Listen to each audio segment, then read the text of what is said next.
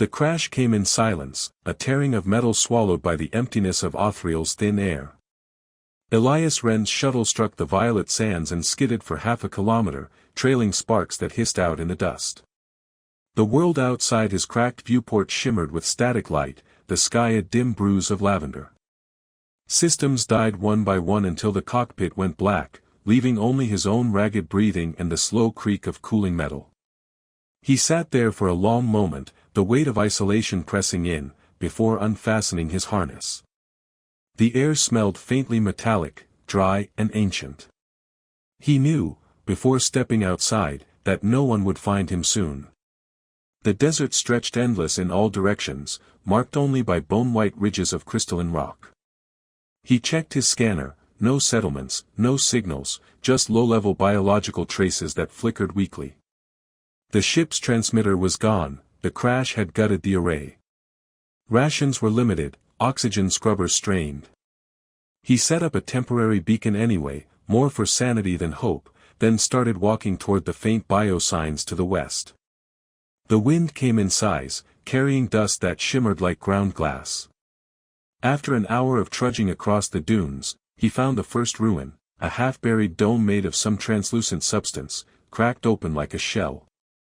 He slipped inside, the temperature dropping sharply. Faint light pulsed from the walls, bioluminescent residue, long dormant. The scanner beeped again. Life. Very weak. He followed the signal deeper until he reached a collapsed chamber, and there, beneath a shattered support structure, he saw movement. Two figures lay half-covered in ash-colored sand. Small, fragile, humanoid. Their skin glowed faintly in shifting tones of blue and silver, as if reflecting a light from within. He dropped to his knees, brushing the dust away. The elder's pulse was faint but steady, the younger barely breathed. They were starving. Emaciated forms wrapped in the remnants of some organic fabric that clung like wilted petals. He opened his emergency pack, mixing nutrient gel with filtered water, then used a med-injector to stabilize them. They flinched at the contact, a flicker of consciousness passing through their eyes not like any he'd seen, patterned in fractal spirals that seemed to see through him rather than at him. When they tried to speak, the sound wasn't sound at all, it was in his head, soft, confused. Who are you? The thought brushed against his mind like a ripple on water. Elias froze, then answered aloud, unsure if they could hear him. Elias. I'm human. I won't hurt you. Another ripple, cold, hungry. He offered the nutrient tube, watching as the older one guided the younger's trembling hand to it. They fed slowly, uncertainly, their bioluminescence brightening a little with each swallow. He stayed there for hours, making a shelter out of the dome's remnants, sealing cracks with thermal tape. When night came, Othriel's twin moons rose pale and distant, their light filtering through the fractured roof. The temperature dropped close to freezing. Elias wrapped the aliens in his emergency thermal sheet and sat nearby, half dozing. Once, when the wind howled through the cracks, one of them stirred and reached toward him. Her fingers were long, translucent, faintly glowing at the joints. He let her hand rest against his wrist. Warm. Alive. Days passed. He scavenged from his wreck for batteries and rations, melting sand for water with a portable heater. The sisters, he had started to think of them that way, grew stronger slowly. He learned their names through broken telepathic impressions, Soraya and Caliph.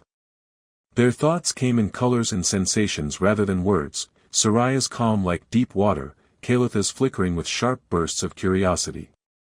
When he worked outside, they watched him silently from the doorway, their eyes reflecting starlight even in the daytime gloom. Communication came in fragments. Soraya would send images, her people's cities of living glass, vines that sang when touched, skies filled with floating gardens, and then flashes of fire, war, collapse. Elias understood, their world had died in conflict, leaving only ruin. They were all that remained. He never asked how long they'd wandered alone before he found them, the sadness in Soraya's gaze told him enough. One evening, as he repaired a solar cell, Caliph crept beside him, fascinated by his tools. She reached out, touching the arc of blue light from his welder, then yelped softly as the heat shocked her. He laughed despite himself, shaking his head, and she blinked up at him with a child's offended dignity. Later, she brought him a smooth shard of crystal from the dunes, pressing it into his hand like an offering.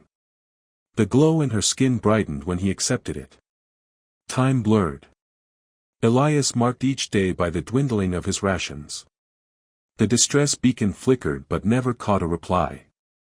In the silence, he began to feel a strange peace, the quiet rhythm of tending, repairing, surviving together. The sisters began to sing at night, not with voices but through faint harmonics in the air, vibrations that lulled him into sleep. Sometimes he thought he saw shapes forming in the sand outside, like the world itself responding to their song. On the 21st day, the rescue came. A Terran patrol shuttle descending in a storm of dust. Elias had been too weak to climb the ridge, but Soraya and Caliph carried him to the surface, their small bodies stronger than he remembered. As the shuttle's ramp lowered, they turned to him, eyes bright with emotion he could feel through his mind. "You saved us." He shook his head. "You saved me too." Soraya touched her forehead to his, a gesture that flooded his thoughts with warmth, color, and something like a promise. "We will return when the stars are right." Caliph echoed the thought, fierce and certain. Then the light of the shuttle engulfed them all. When Elias looked back through the viewport as the craft lifted, the sisters stood in the wind beside the ruin, their skin blazing against the violet desert. The planet shrank beneath him, a fading ember in the dark. He didn't know then that he'd just rewritten the fate of 2 galaxies with a single act of kindness.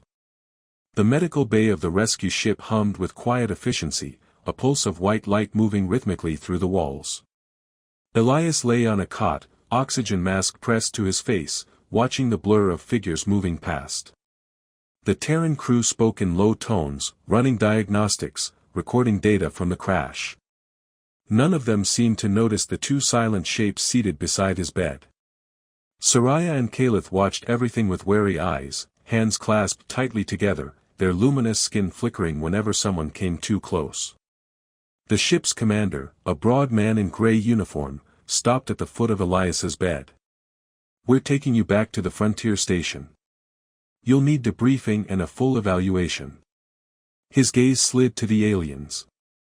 "As for them, they're under my protection," Elias interrupted, his voice still hoarse. "They wouldn't have survived without medical aid. They're not hostile." The commander hesitated, clearly uncomfortable. "Our orders are to bring in any unknown biologicals for quarantine. They'll be treated fairly." Elias saw Soraya's expression tighten. She didn't understand the words, but she felt the intent behind them: fear, containment, suspicion. The hum of the lights deepened as her emotions rippled outward.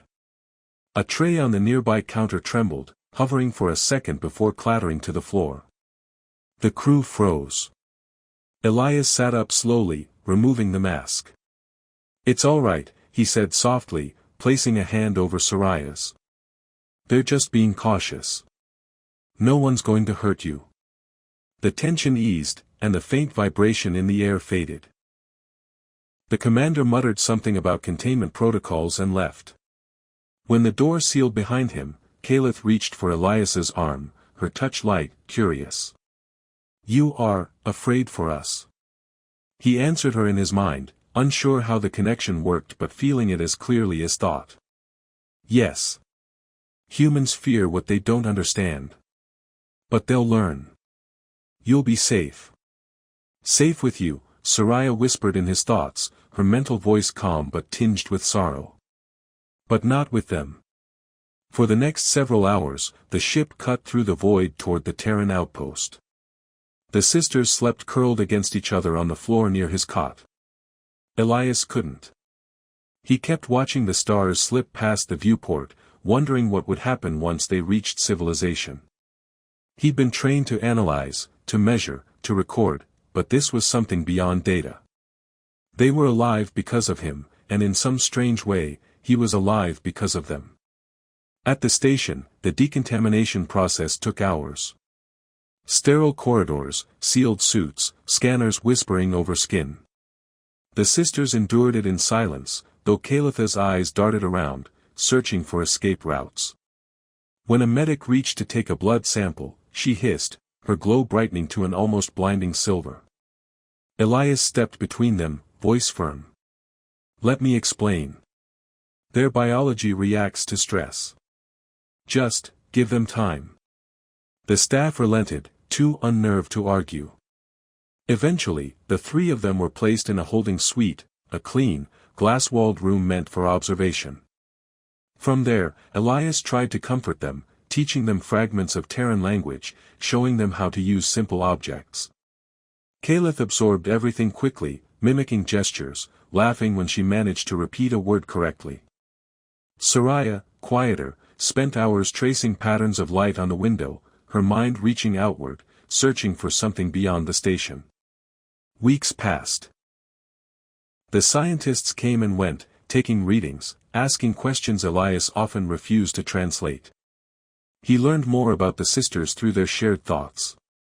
Their people had once lived in harmony with their planet, drawing energy from its living core. But centuries of war between rival Vril factions had drained the world dry, leaving only ruin.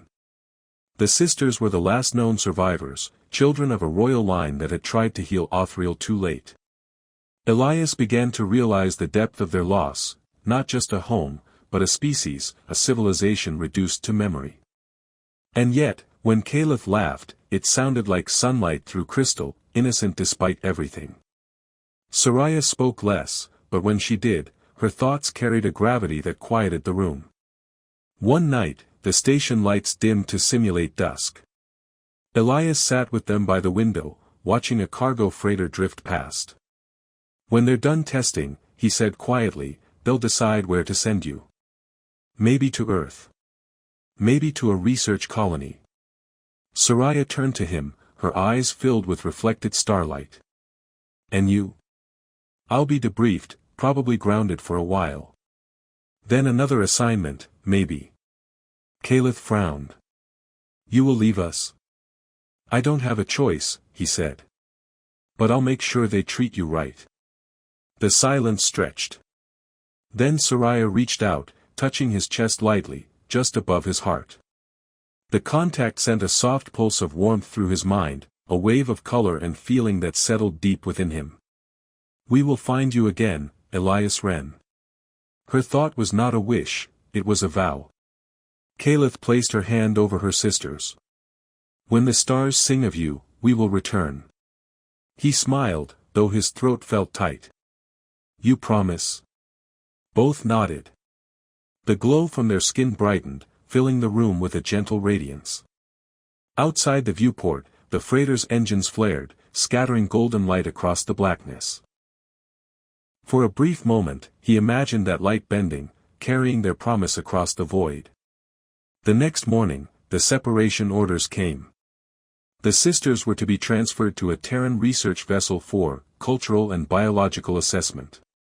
Elias protested, argued, threatened to appeal, but the decision was sealed. When security arrived to escort them, Soraya stopped him before he could speak. "Do not fight them. This is not the end."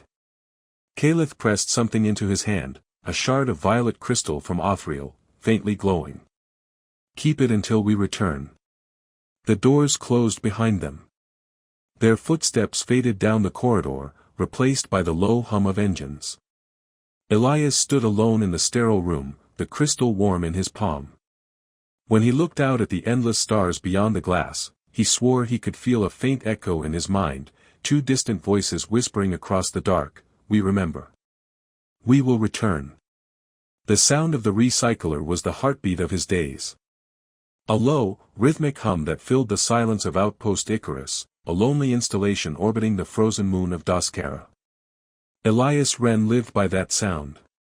He knew its cycles by memory, the shift in pitch that meant coolant pressure was dropping, the faint tremor before the filters cleared. Out here, a man didn't need clocks, the machines told him the time. 22 years had passed since Othriel. 2 decades since the sisters, the vow, the violet sky. The world had turned and forgotten them. The reports had been sealed, classified under xenobiological incidents. The Terran Confederacy had moved on to new discoveries, new wars, new treaties. Elias hadn't. He'd taken the outpost assignment himself, a maintenance post no one wanted. One man, a handful of drones, and a stack of quiet. He rose early, checked oxygen levels, recalibrated the antenna array, repaired microfractures in the hull plating. He ate rehydrated meals, read old mission logs, sometimes listened to faint static on the long-range bands. The stars didn't speak. They just burned. At night, when the base lights dimmed, he'd take the violet crystal from its container. The same shard Caliph had given him. It still glowed faintly, a soft pulse that synced with his heartbeat. He'd hold it in his hand and let memory wash over him, the desert wind, the touch of Soraya's fingers against his wrist, Caliph's laughter when she learned her first human word. Sometimes, when he was tired enough, he imagined he could still hear them, soft echoes at the edge of thought. But the rational part of him, the trained explorer, told him it was just his mind replaying what it missed. The outpost's AI, a standard maintenance unit named Juno, monitored him with polite detachment. "You've accessed Personal Archive File 23 for the 3rd time this week," it noted once, its voice calm. "Would you like to delete redundant emotional data to improve mental stability?" "No," Elias said without looking up. "Keep it. As you wish." It is an inefficient habit, however. "So is breathing," he muttered. The days bled together. Occasionally, a supply ship would dock, dropping off food and components. The crews barely spoke to him, more comfortable with machines than the man who'd once vanished on a classified expedition. Some recognized his name from old reports, whispered things about alien contact, about psychological side effects. He ignored them. He had long ago stopped trying to explain that what happened on Othriel wasn't trauma, it was truth. Once, he tried to find records of the sisters. Every channel led to encrypted archives. Even his old contacts in the Exploration Corps refused to speak. Whatever became of Soraya and Caliph had been buried in bureaucratic darkness. But he couldn't let go of the idea that they were still out there, somewhere. The Vril were too resilient, too luminous to die quietly. He began to dream of Othriel again. Not the dying version. The one from Soraya's memories, full of bioluminescent forests and silver rivers. In the dreams, she stood on the ridge above the old dome, the wind lifting her hair like a halo of light. Caliph waited beside her, eyes bright with mischief. They never spoke, but he could feel the pull of their thoughts, calling across the stars. Each time he woke, his heart raced as if he'd heard his name whispered through the void. He told himself it was loneliness. The mind creating ghosts to fill the silence. But one night, as he recorded a maintenance log, the base sensors flickered. A faint anomaly in the outer field, a gravimetric ripple, small but distinct. He ran diagnostics twice. Nothing in the charts matched it. A passing asteroid, he decided. Still, he logged it carefully and left the report unfinished, as if afraid to close it. Weeks passed. The anomaly didn't repeat, but something had shifted inside him. The silence of Icarus no longer felt empty, it felt waiting. He began to listen to the static again, tuning the long-range receivers to old exploration bands. He caught faint bursts, snatches of signal buried deep beneath cosmic noise.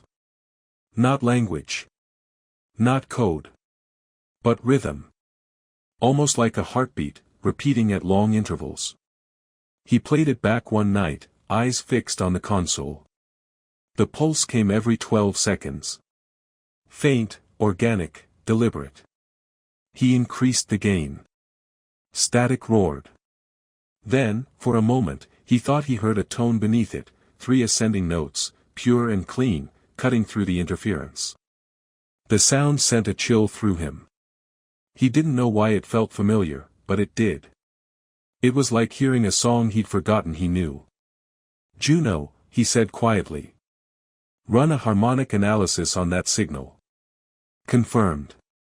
Origin unknown. Frequency suggests non-mechanical patterning.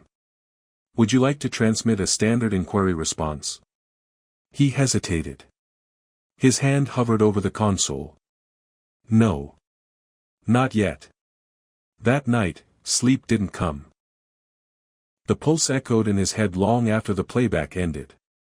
By morning, he found himself outside on the observation deck, staring at the slow spin of Daskera's icy surface below. The stars beyond it were cold, endless. He thought of Soraya's voice in his mind, the warmth of it. "We will find you again, Elias Wren." A gust of memory passed through him so vivid it stole his breath. He saw violet light blooming behind his eyes, felt the sand under his hands again. And for a single, impossible instant, he felt the pressure of two presences brushing against his thoughts, gentle, familiar, alive. When he opened his eyes, the sky above the moon seemed to shimmer, as though a thin curtain of space itself had rippled. Then it was gone. Only the stars remained. He stood there for a long time, the crystal warm in his palm. Later, in his log, he wrote one line before shutting it off mid-sentence: "They're still out there." The hum of the recycler filled the silence once more, but the rhythm had changed. He could swear it now pulsed in time with the faint, distant heartbeat coming from the stars. The alarm broke the stillness at 0300 hours. A deep, resonant tone that shuddered through the walls of Outpost Icarus, rattling the sleep from Elias like an earthquake. He bolted upright, heart pounding, eyes catching the strobing red of the alert lights. The console flickered with warnings: gravitational anomalies, atmospheric interference, power fluctuations. It wasn't a malfunction, the readings were too deliberate, too rhythmic. Something enormous was entering the system. "Juno, report," he said, sliding into the command chair, hands moving automatically over the controls. "Unidentified mass signatures detected," the AI replied. Its normally calm voice carried a trace of distortion. 7 objects. Vectoring in from deep space at sublight. Size, variable. Configuration, non-standard. "They are not Terran, sir." Elias's breath caught. "Non-standard how?" "They appear to be alive." He stared at the data streaming across the screen. Organic matter fused with energy fields, gravitational envelopes like heartbeats. The scanners struggled to keep up, each new reading rewriting itself before the previous one finished compiling. The violet crystal on his desk began to glow faintly, pulsing in time with the anomalies. "Juno, transmit emergency alert to the Confederacy relay," he ordered. "Mark it as potential first contact. Transmission already in progress. However, signal integrity is deteriorating." Outside the viewport, the stars began to bend. Space itself rippled, like fabric caught in a slow wind. Then, with a soundless flash, they appeared, colossal forms emerging from the void. Living vessels, their hulls shimmering with bioluminescent patterns that flowed like tides. They moved gracefully, organic silhouettes larger than cities, breathing light into the black. The nearest one turned slightly, revealing structures that resembled wings of coral and bone, threaded with silver veins of plasma. Elias rose to his feet, every nerve alive. The crystal's light spilled across his fingers. He didn't need the sensors to tell him who they were. He already knew. The communication panel flared, flooded with signals across 1,000 frequencies. Juno's processors whined in confusion. Incoming transmission, multiple sources. Attempting translation. The screen went white, then resolved into a voice. Not spoken, but heard directly in his mind, deep and resonant as the ocean. Elias Wren. He gripped the edge of the console. "Soraya," he whispered. The voice came again, layered and clear. "We have returned." The entire station shuddered as one of the vessels descended into orbit around Daskera, casting its glow across the frozen moon. The outpost's power system spiked, then stabilized, as if the incoming energy was adjusting itself to match his own frequencies. Juno stammered through its audio channels. "They are scanning us, no hostile signatures detected. Power levels increasing, not draining. They're upgrading our systems." Elias barely heard it.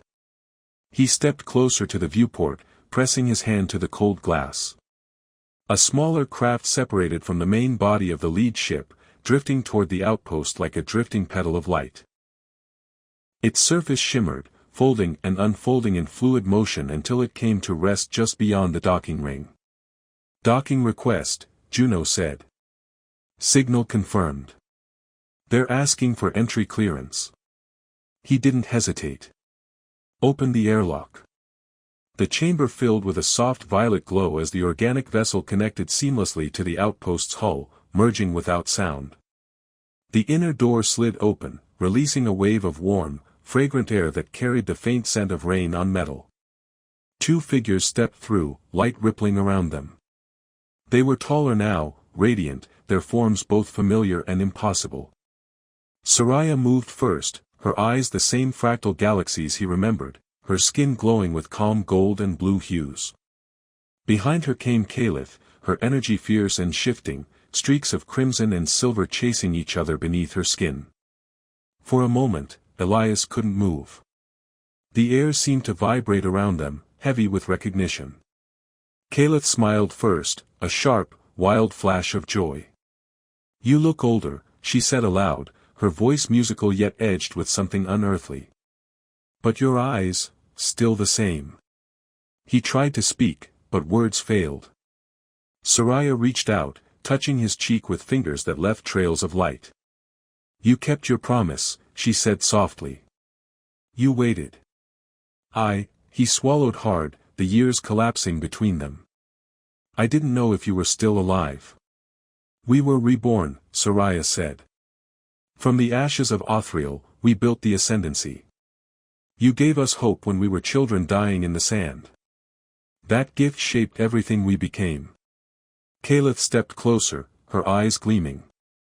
"You fed us once. Now we feed the stars. Every world that glows under our banner carries your memory." Elias felt the weight of their words settle in him like gravity. "Why come back?" Soraya smiled faintly. "Because it is time to fulfill what was promised. The life debt of the Vril is sacred. You gave us your future so we could have ours. Now we return to join them together." Before he could answer, the station's external channels lit up, Terran command demanding communication, asking for identification, preparing to mobilize fleets. The universe beyond was already stirring, alarm spreading like wildfire. Caliph tilted her head, listening to the distant transmissions. "They're afraid. Just as you said they would be." "They don't understand," Elias replied quietly. "They see power, not intent." Soraya turned her gaze toward the stars outside the viewport. "Then we will show them. Not as conquerors, but as those who remember mercy." She looked back at him, her expression unreadable yet full of ancient warmth. "But first, Elias Wren, you must come with us. There are vows to honor and choices to make, choices that will change every world that watches tonight." The glow from their ship deepened until it painted the walls in living color. Elias felt the crystal in his pocket pulse like a second heartbeat. For the first time in 22 years, he felt the pull of destiny again, the same quiet gravity that had drawn him to them long ago on a dying planet. He took a breath, stepped forward, and followed them into the light. The interior of the Vril vessel was alive. The floor pulsed softly beneath his boots, warm like skin, and the air shimmered with threads of bioluminescent mist that coiled lazily around each breath. Elias moved through the corridor between Soraya and Caliph, the hum of the ship resonating faintly through his bones, as though it recognized him. Every wall seemed to breathe, opening seamlessly as they passed, closing in silence behind them. There was no metal, no machinery, only the rhythm of a living organism that had become a world. Soraya glanced back at him, her eyes bright with calm light. "The heart of Othriel remembers you," she said. "It knows your touch. We grew her from the remnants of our world, shaped her with the same symbiotic threads that once bound our cities to the soil." "It's alive," Elias murmured, running his fingers along the curved wall. It flexed gently, like a heartbeat responding to his pulse. "Everything we build lives," Caliph said with quiet pride. "We do not command, we connect. That is what you taught us, compassion without control." He wasn't sure how to answer. The words felt too large for the moment. They reached a chamber that opened into a vast space lined with glowing filaments suspended in the air, like constellations trapped within glass. A transparent membrane formed the outer wall, revealing the swirl of stars beyond. The sight made him pause. The ship's interior glowed in rhythm with the nebula outside, pulses of violet and silver washing through the space in time with unseen music. Soraya turned to him, her voice softer now. "We wanted to see you here, in the heart of what you saved." The Vril ascendancy was built on the memory of a single act, the day one man shared his life with two strangers on a dying world. Elias met her gaze, unease stirring beneath the awe. "You speak like it's myth." "To our people, it is," she said. "You are." Caliph stepped closer, her expression intense. "And myths have power, Elias. More than fleets or weapons. Your name carries through our network, our symbionts sing it. When the young are born, they learn the sound of it before they learn the stars." He shook his head, half disbelieving, half afraid. "I'm just a man. You built an empire. I didn't do this." Soraya moved to stand before him, her presence luminous. "No empire survives without a seed. You were ours. But now the seed must choose what it will become." She gestured toward a platform at the chamber's center. Organic tendrils extended from it, forming a circular shape that pulsed with slow light. "This is the symbiont nexus. It links all real minds through empathy and memory. Every regent who joins the nexus becomes part of our collective harmony. Today, we ask you to join as well, not as a ruler, but as one of us." Elias stared at the structure, the weight of her words pressing on him. "Join you how?" Caliph smiled faintly. "Through the bond. Through the rite of unity." He felt his pulse quicken. "You mean, marriage?" Soraya inclined her head. "In human words, yes. But it is more than a union of bodies or law. It is the merging of essence. Once joined, your thoughts will echo in ours, and ours in yours. No separation, no deceit, no loneliness. And if I refuse?" Calipha's expression flickered with pain, though her tone remained composed. "Then the bond between our species will remain unfulfilled. Some will see it as rejection. Others, as weakness. The Confederacy will use it to justify fear. Our people will grieve, but they will still remember." Soraya looked away, her voice barely above a whisper. "And I will lose the balance that has guided us since the day you found us." Silence stretched between them. Elias's mind churned with questions, but none seemed large enough for the moment. "You built your civilization around compassion," he said finally.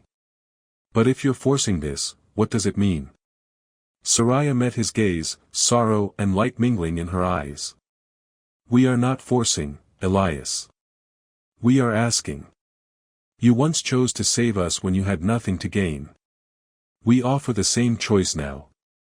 You can refuse, and we will still honor you. But the bond would make us whole, real and human. One heart for two species." Caliph stepped forward until she stood close enough for him to feel the warmth radiating from her. "We loved you once as children who owed you everything," she said. "Now we love you as equals who would give everything back." Elias felt his chest tighten. "I don't know if I can carry that." Soraya reached out, brushing her fingers against his temple. The contact was electric. Images, sensations, entire worlds flooding through him. He saw the rebirth of Othriel through their eyes, the cracked plains transformed into fields of light, living cities singing to the stars, 1,000 beings breathing in unison. He felt their emotions as his own, hope, devotion, longing. When she pulled away, his knees almost gave out. "You already do," she said softly. He turned away, gripping the railing for support. "The Confederacy will never understand this. They'll see it as manipulation, a takeover." "Then show them what it truly is," Caleth said. "Show them that connection does not mean control." The ship trembled gently beneath them, a signal, perhaps, or the shift of another living vessel nearby. Soraya's gaze drifted toward the stars beyond the membrane. "The Terran fleets have mobilized," she said. "They're watching us now. They fear what they do not yet comprehend. But we will not hide what we are." Elias followed her gaze. The distant lights of human ships glittered in the darkness, fragile and cold compared to the living warmth of the Vril fleet. He felt caught between them, one foot in the dust of earth, the other in a sea of light. Soraya turned back to him, voice calm but resonant. "Whatever you decide, it will echo across both worlds.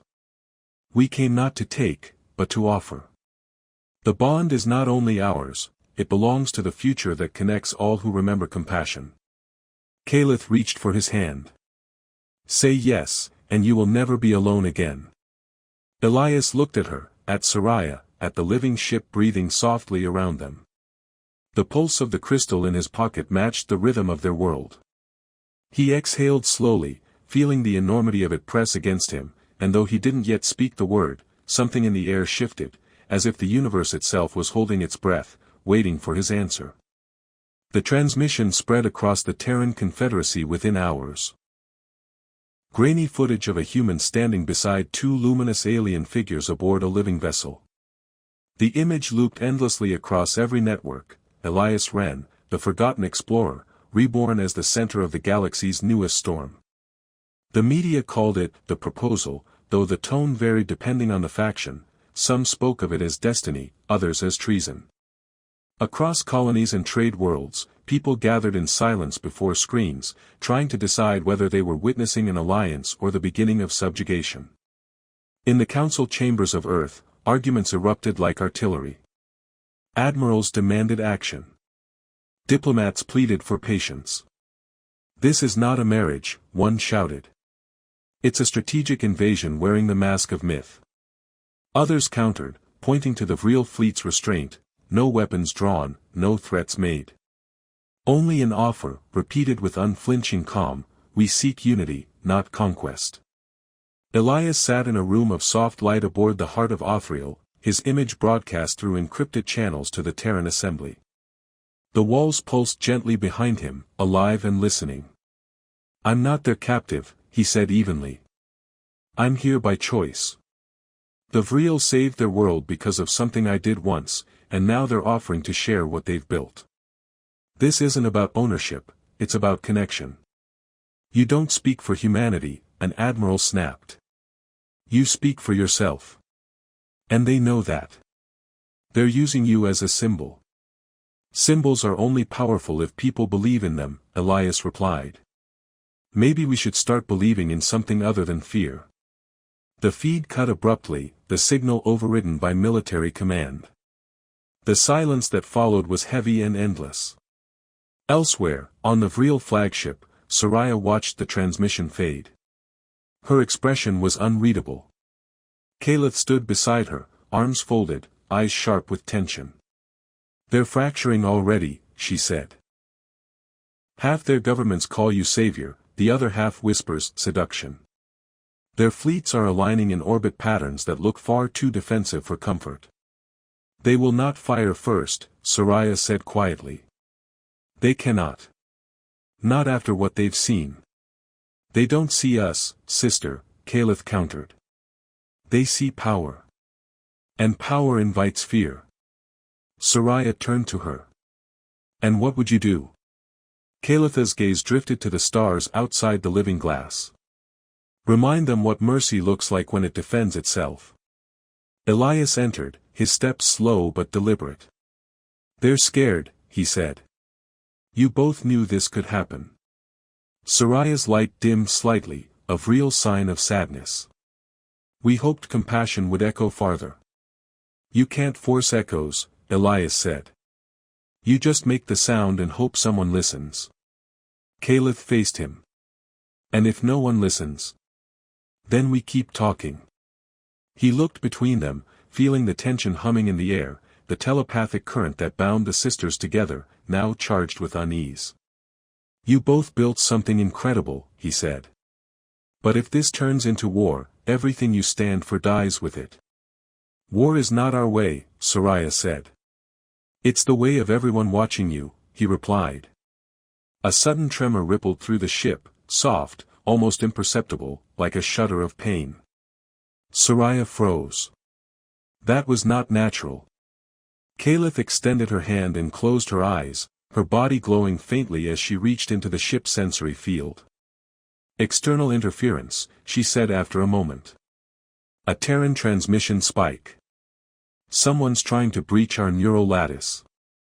Elias's heart sank. "They're hacking you." "Not hacking," Caliph murmured. "Tearing." The lights dimmed as the heart of Othriel responded, redirecting energy to shield its living mind. Soraya's voice remained calm, but beneath it was steel. "Open a link to their source. We will not retaliate, but we will speak." Moments later, the face of a Terran official appeared on the projection, pale and rigid. "By order of the Confederacy Security Council, all Vril vessels are to withdraw from Terran space immediately. Non-compliance will be met with defensive action." Soraya inclined her head. "We came in peace. You will not be harmed." "This is not peace," the man said. "It's coercion. You've manipulated one of our own into submission." Elias stepped forward. "No one manipulated me." "Then prove it," the official snapped. "Come back to us. Leave their ship, and we'll believe your words." The silence that followed was unbearable. Elias felt the weight of the choice pressing on his lungs. Behind him, Soraya and Caliph stood motionless, twin silhouettes of light. He finally said, "If I leave now, everything we've worked for dies. If I stay, maybe there's a chance both sides will learn something other than suspicion." The official stared at him, jaw tight. "Then you've already chosen your side." The signal cut out. For a moment, no one spoke. Then Caliph turned to Soraya. "They'll strike," she said simply. Soraya's eyes closed, her glow dimming to a soft blue. "Then let them see restraint." Elias could feel the living ship tense around them, preparing defenses without aggression. The Vril were not arming for war, they were bracing for misunderstanding. Hours later, the first Terran drone entered their perimeter. It scanned, recorded, retreated. No shots fired. Yet the silence that followed was worse than any battle cry. Elias sat alone near the viewing membrane, watching the endless black sea between the fleets. He could see the faint glimmer of Earth's ships arrayed like cautious predators, and beyond them, the radiant symmetry of real vessels pulsing with calm energy. Two civilizations, one built on steel, one on life, staring each other down through the void. Soraya joined him, her presence quiet. "They will decide soon," she said. "Either to trust, or to destroy." Elias didn't look away from the stars. "Maybe both," he said softly. "That's the human way." She rested her hand near his, light brushing skin. "And what is yours?" He exhaled. "To try to make sure they remember which part of us was worth saving." Beyond the glass, two worlds waited for him to choose. The chamber was dim, its light breathing with the rhythm of Soraya's pulse. Elias stood at the center, surrounded by shifting filaments that shimmered faintly like slow lightning. The heart of Othriel had quieted, its organic hum softened to a low murmur, as though the ship itself was listening. Soraya and Caliph stood across from each other, facing him, their twin forms mirrored but not the same, Soraya's glow gentle and sorrowful, Caliph's sharp and resolute. The bond between them pulsed faintly in the air, visible now to him as a thread of pure light stretched thin. "You can't ask me to choose between you," Elias said quietly, his voice roughened by exhaustion. "Not like this. You're not rivals, you're halves of the same being." Kalitha's eyes flickered, her glow tightening into a steady white flame. "We are not halves," she said. "We are balance. And balance demands choice. Without it, nothing stands." Soraya stepped closer, her expression soft but steady. "Kalith believes choice brings strength. I believe unity brings peace. Both are true. You showed us that once, on Othriel. When we were weak, you gave us life. When we were afraid, you gave us faith. Now we ask for one more act of courage." Elias's chest felt heavy. "You're asking me to bind myself to two leaders of an empire. You're asking me to become something I don't understand." Soraya smiled faintly. "Understanding comes after the leap." Kalith crossed her arms. "And hesitation kills before it." They circled him slowly, light tracing along the floor where they stepped. The energy between them built, a hum rising through the air. The bond link shimmered, widening, forming a sphere of light around them. Inside it, the air grew thicker, heavier, filled with echoes of voices not their own, the whispers of countless real minds reaching toward him. Soraya's voice came through the hum. "This is what we are. The nexus of all memory, all empathy, all living thought. We do not rule through command but through resonance. When one suffers, all feel it. When one rejoices, all rise. But we lack one frequency still, yours." The hum pressed against his chest like a heartbeat. He felt the collective presence beyond the sisters, thousands of consciousnesses blending into one endless field. It was beautiful, but terrifying. He could feel how easily he could lose himself inside it. Kalitha's tone was steady.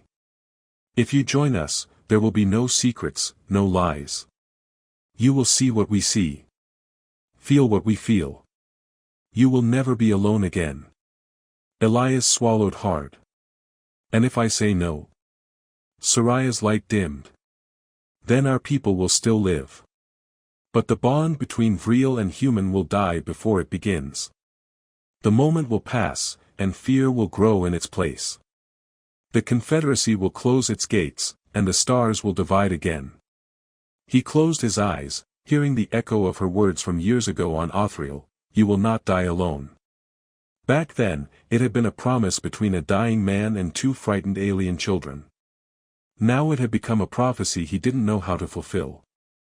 The light around them shifted, reacting to his doubt. The hum became uneven. Kalith frowned, stepping forward. "You hesitate because you fear losing yourself," she said. "But you never were just one man. You carried others long before you met us, your crew, your species, your hope. You have always been more than one."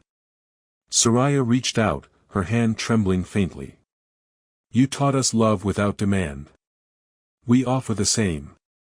This is not surrender, Elias. It is expansion." He looked at them both. The air shimmered between them, twin lights waiting for his answer. "You're asking me to give up being human." Kalith shook her head. "No. We ask you to show us what it means."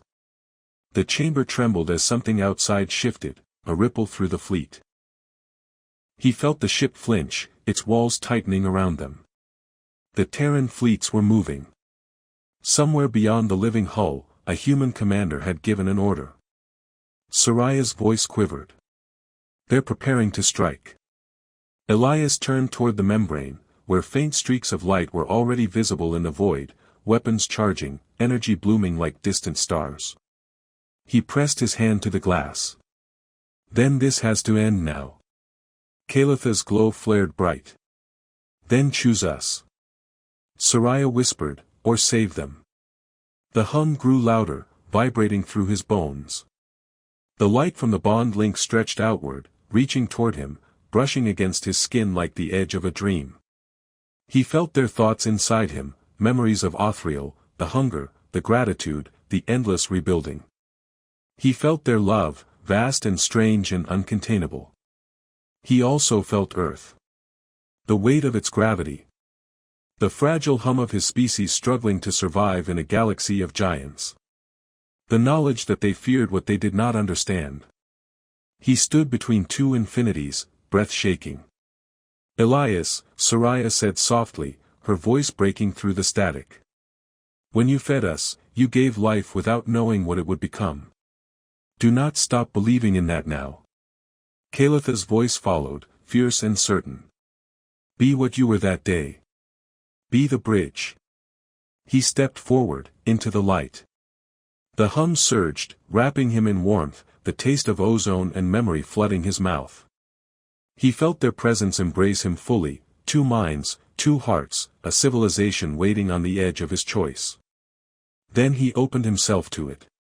The light exploded through the chamber, flowing outward in waves that spread through the ship and beyond. Every Vril vessel pulsed once, glowing bright against the blackness of space. The Terran fleets halted mid-charge, sensors overwhelmed by the sudden surge of energy. Within the light, Elias felt the boundary dissolve. Soraya's breath mingled with his. Kalitha's heartbeat echoed through his veins. His thoughts expanded until they touched the edge of the collective, a sea of minds opening like flowers in the sun.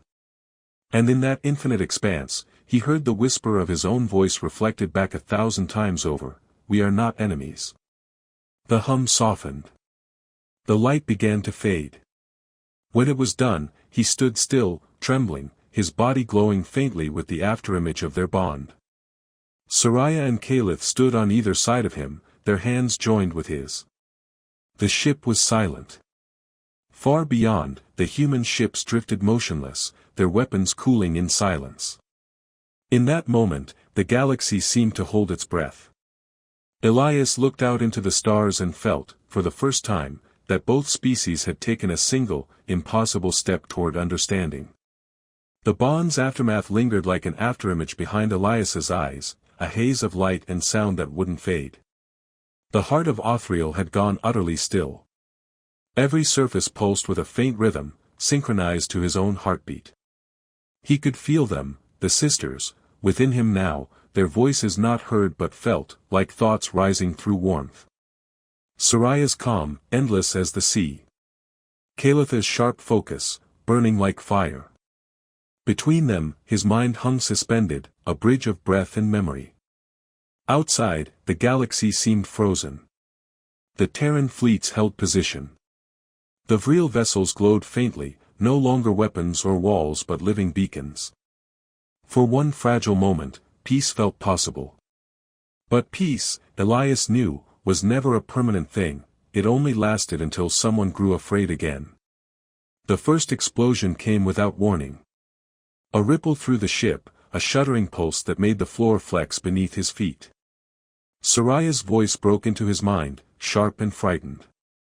The outer membrane, breached. Not Terran military signature. Unknown origin. Kalitha's light flared crimson. They've boarded.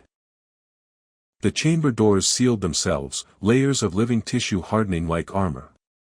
Elias stumbled forward, feeling the panic echo through the ship's consciousness. The Vril were empathic, linked through emotion as much as command, and fear spread like wildfire. How could they get through? Elias asked, trying to steady himself.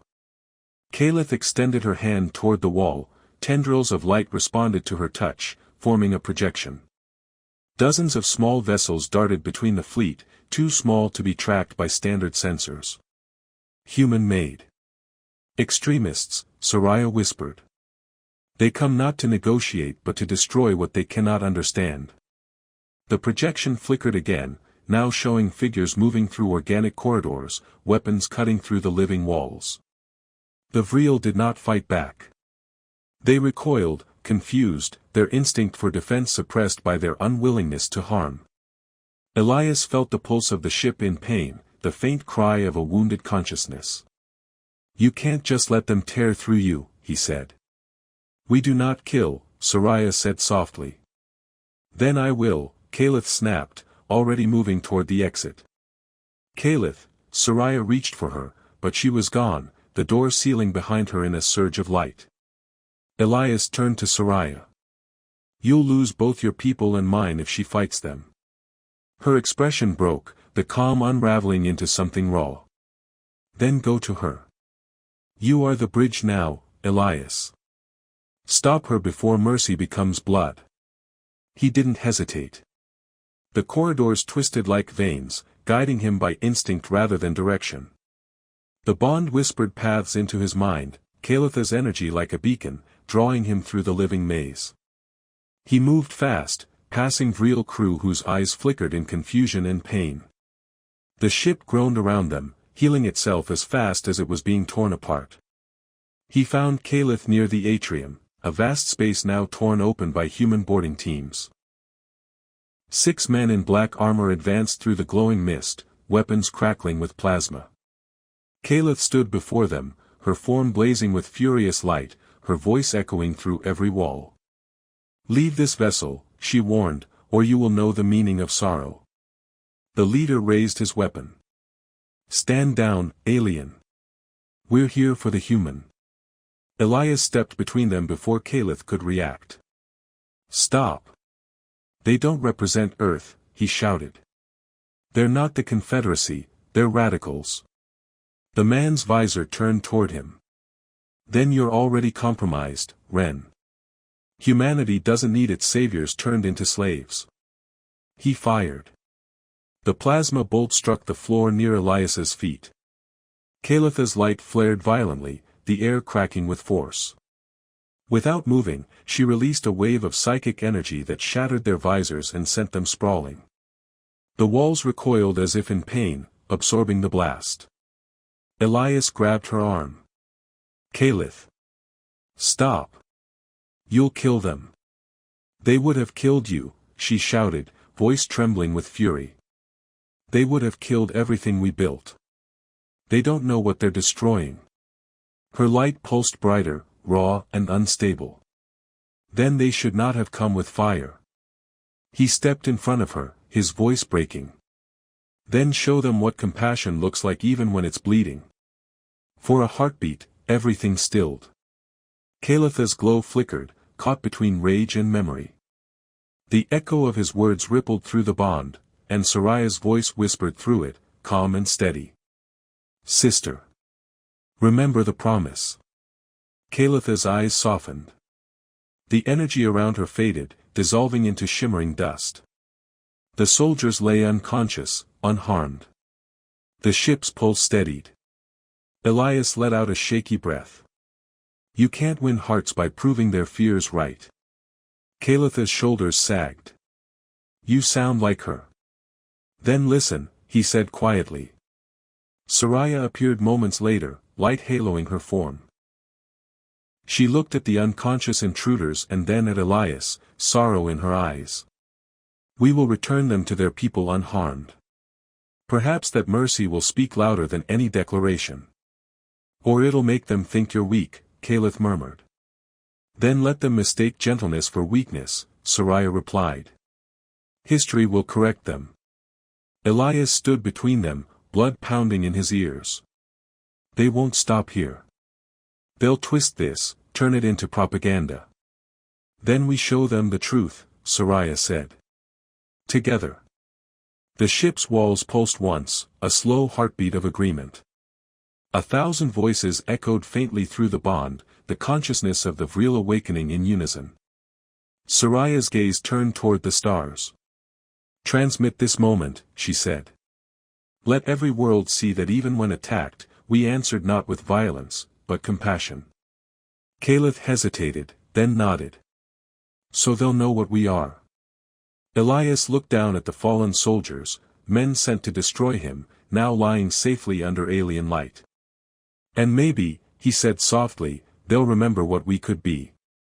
Outside, the broadcast spread across the void, the image of a human standing between 2 radiant sisters, surrounded by peace where war had been meant to bloom. And for the first time in centuries, the galaxy paused, not out of fear, but out of wonder. The silence after the broadcast felt heavier than any battle. The heart of Othriel drifted through space, its glowing surface dimmed to a faint blue pulse. Elias stood in the observation chamber, watching the distant stars slide past. Every world in the Confederacy had seen what happened, every human colony, every Vril sanctuary, every faction waiting for a reason to strike. Now the universe was waiting for someone to speak first. He hadn't slept in 40 hours. His reflection in the glass looked like a stranger, hollow-eyed, wrapped in the faint shimmer of the bond. He could still feel Soraya and Caliph inside his mind, though they'd retreated, leaving him space to think. Or perhaps, space to decide. The door opened behind him, whispering like a breath. Soraya entered, her presence soft and weightless. "You haven't eaten," she said. He didn't turn. "Neither have you." She smiled faintly. "Our kind doesn't hunger as you do. We draw from the field that connects all life. But you are still human, Elias." He laughed quietly, though there was no humor in it. "Am I? Half the fleet thinks I'm possessed. The other half wants me dissected. Fear speaks loudest before understanding begins." He finally turned to face her. "Understanding won't stop the retaliation. You know how they'll spin this. They'll say the Vril manipulated me, that you used some kind of psychic weapon to make me their puppet." Her gaze drifted to the stars. "Then we must show them the truth before they destroy it." Calitha's arrival was wordless. She stepped out of the corridor's light, her movements precise, her expression sharp as ever. "The Terran Council has issued a recall order. Every ship in the fleet has been told to retreat from Othriel space." "Retreat?" Elias frowned. "That's not peace. That's isolation." "It's survival," Caliph said. "They'll regroup, rewrite the narrative, and return with justification. They always do." Soraya placed a hand on her sister's arm. "And what would you have us do? Strike first? Become the monsters they already believe us to be?" Caliph pulled away.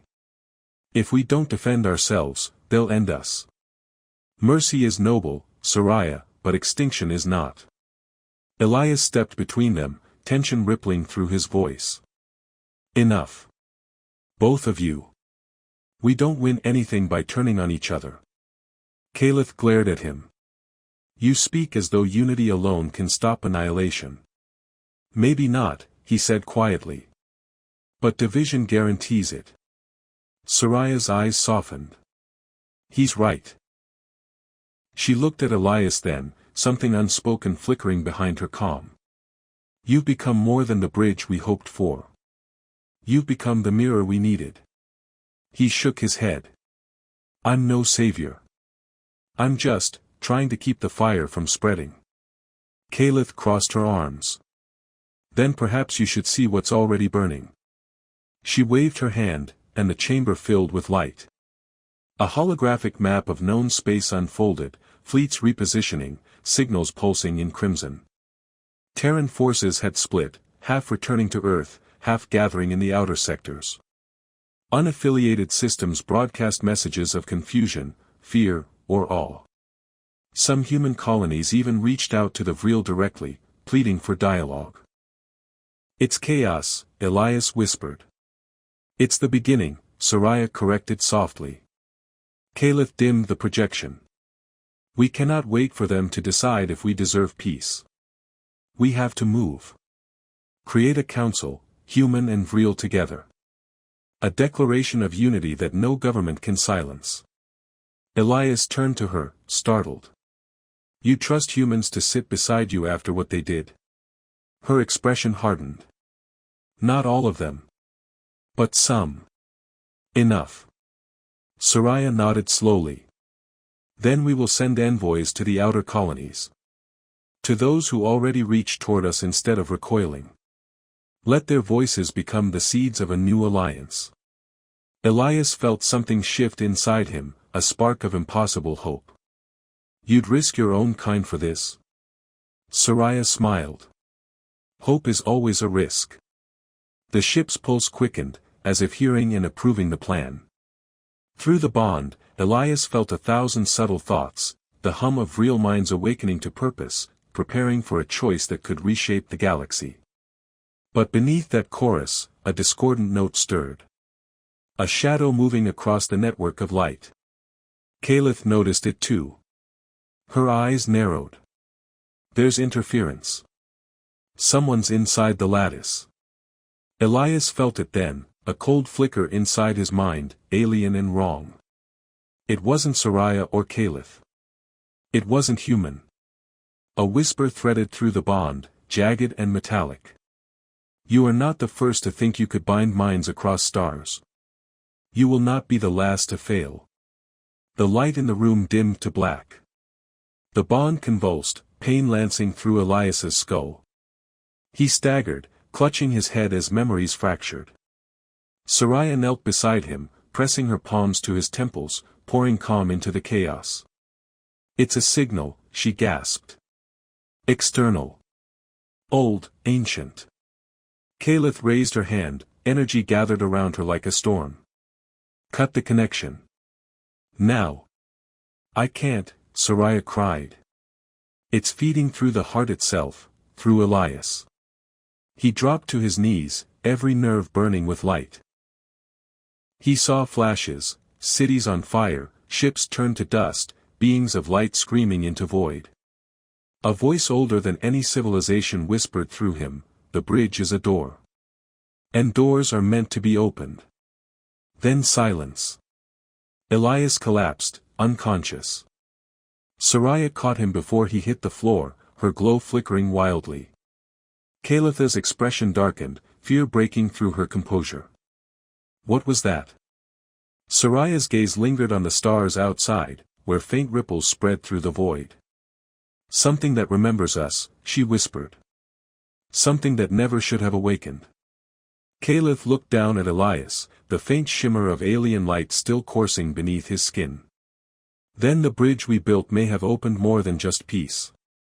And in the darkness beyond Othriel's orbit, something vast stirred, watching, waiting, remembering the last time the galaxy tried to become one. Light bled through the clouds like molten glass as the twin suns of Othriel rose over the new capital. The air shimmered with the hum of life, the sound of rebuilding, of beginnings. Towers grown from organic crystal reached toward the sky, their surfaces alive with flowing patterns that shifted in rhythm with the pulse of the world. What had once been a dying wasteland was now a living world reborn. Elias stood at the edge of the great platform overlooking the valley, his reflection caught in the mirrored surface beneath his boots. The bond still lived inside him, though it had quieted since that day, the day the ancient presence had awakened and nearly consumed them all. The memories came to him sometimes like dreams, the voice in the void, the surge of power, the sudden stillness when Soraya and Caliph had sealed the fracture. They had saved him. They had saved everyone. But it had cost them something unseen. He heard footsteps behind him, soft and certain. Soraya's glow preceded her, pale gold and steady. "You're up early," she said. "Old habits," he murmured. "The suns rise, and I pretend I can keep ahead of them." She smiled, stepping beside him. "You never needed to chase the light, Elias. You became it." He shook his head.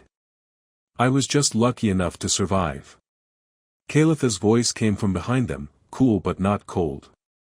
"Survival is not luck. It is choice." She joined them, her armor gleaming faintly. There was more warmth in her presence now, a quiet acceptance that hadn't been there before. Elias glanced at her.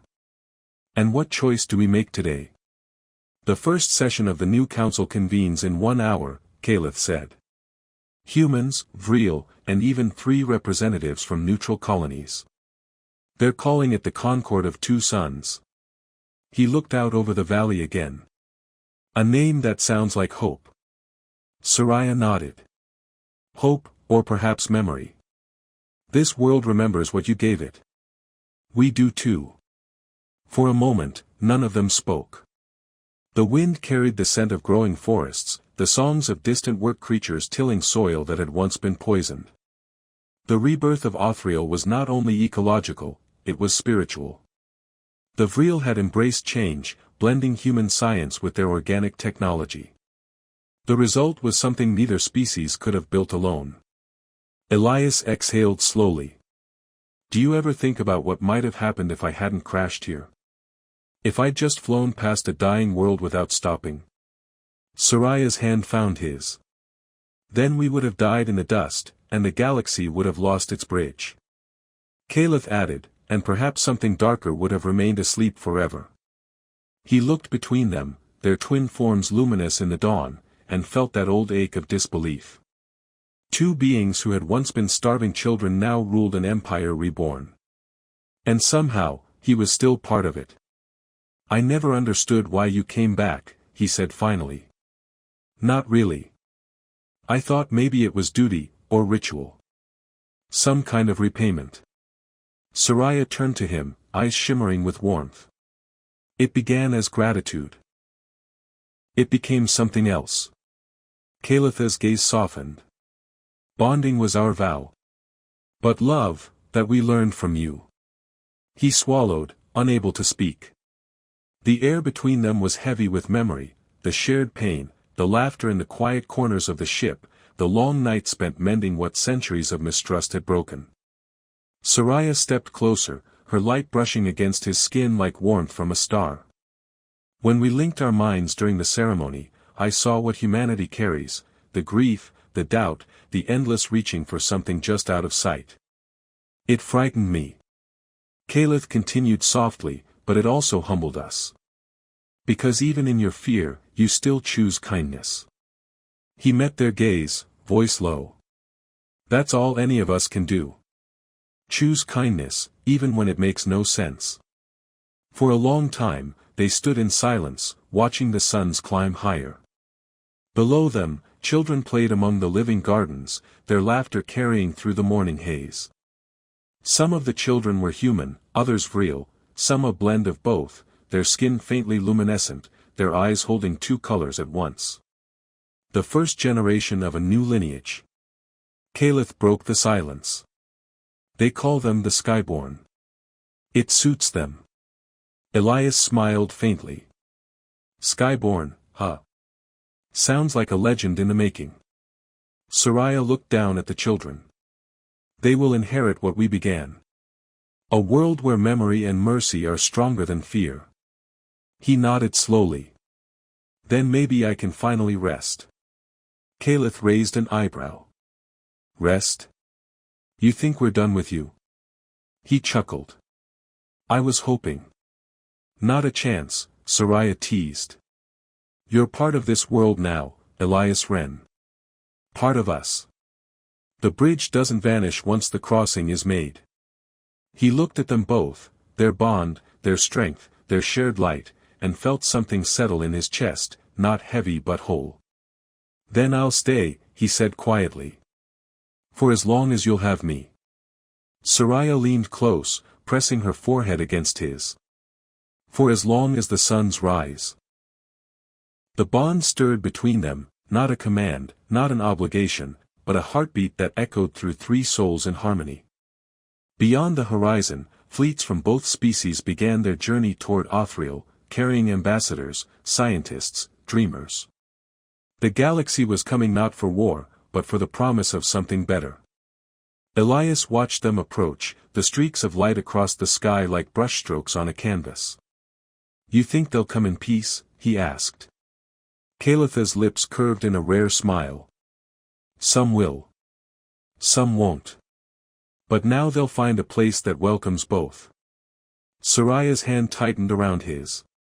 Because one man stopped on a dying world, and chose to share his food. The suns rose fully then, bathing them in twin streams of light, gold and silver, merging on the horizon. The world below bloomed in color. The heart of Othriel pulsed once in the distance, alive and watching, as if acknowledging the cycle complete. Elias closed his eyes and let the warmth wash over him. The bond hummed softly, carrying no words, only a feeling, a promise renewed across time and stars. Compassion had seeded a civilization, and in its bloom, humanity and the Vril had found something greater than survival. They had found each other.